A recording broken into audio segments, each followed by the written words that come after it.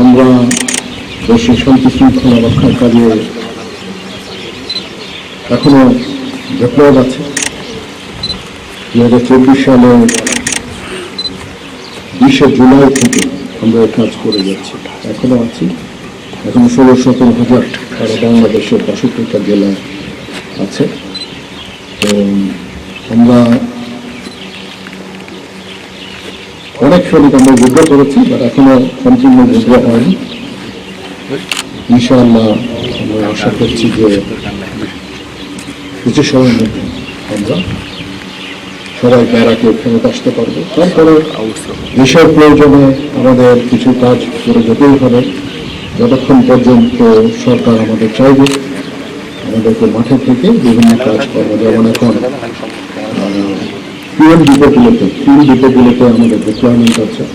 এরকম time to time বিভিন্ন কাজে আমাদের হয়তো সরকারকে সহায়তা করতে হবে। তারপরে মোটা দাগে আমাদের যে প্রধান কাজ ক্যান্টনমেন্টে ফেরত এসে প্রশিক্ষণ প্রয়োগ করা, যুদ্ধের জন্য প্রস্তুতি, আমাদের নিজস্ব যেই পদ্ধতি আছে, নিজস্ব বই আছে, সেগুলোকে আস্তে আস্তে আমাদের শুরু করতে হবে। এই জন্য ফায়ারিং অত্যন্ত গুরুত্বপূর্ণ।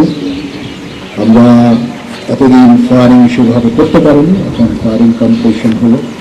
আমি যে রেজাল্ট আমি দেখলাম, ফায়ারের যে দক্ষতা দেখলাম, আমি অত্যন্ত আশান্বিত যে এতদিন ফিল্ডে থাকার পরেও আমাদের ফায়ারিং সক্ষমতা কমেনি।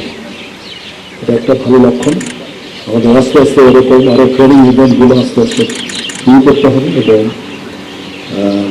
আমাদের যে কাজ প্রশিক্ষণ, যুদ্ধের জন্য প্রস্তুতি, সেনাবাহিনীকে যুদ্ধের জন্য প্রস্তুত রাখা, মোরাল ঠিক রাখা, ডিসিপ্লিন ঠিক রাখা, সেই কাজগুলো আমরা শুরু করছি।